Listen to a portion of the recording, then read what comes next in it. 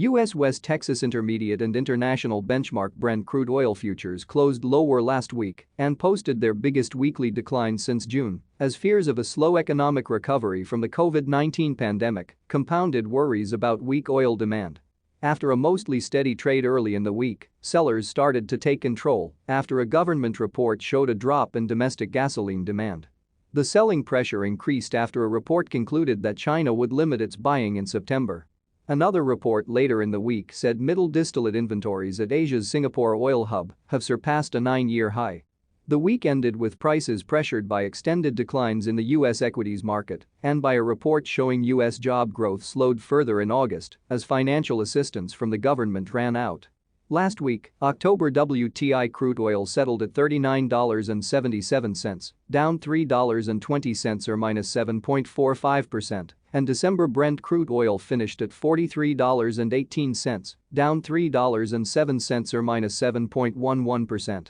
Oil prices took a hit on Thursday and is vulnerable to further downside pressure this week after a weekly government report highlighted weak U.S. gasoline demand data.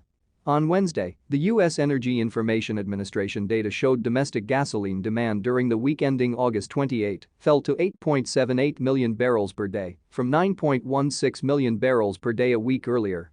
Consumption of other products also fell.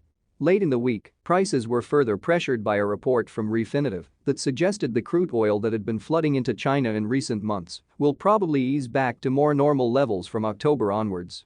Finally, prices extended their declines on Friday amid a plunge in the U.S. equities market and a report that showed U.S. job growth slowed further in August as financial assistance from the government ran out. It's going to be hard to generate demand out of thin air, so we expect prices to remain under pressure this week. If there is a rally, it is likely to be fueled by short covering and probably designed to set up the next short opening. Our work indicates that the selling was mostly fueled by small speculator liquidation, since the major hedge funds and managed futures accounts have been mostly participating in the products and not crude oil. We could see more volatility to the downside if the hedge funds decide to turn bearish crude oil. However, don't expect them to sell weakness. They'll be looking at selling a rally.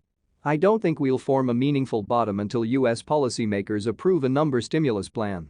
A long-term bottom? Not likely until the COVID-19 numbers start to improve or a successful vaccine is created, tested, approved and administered.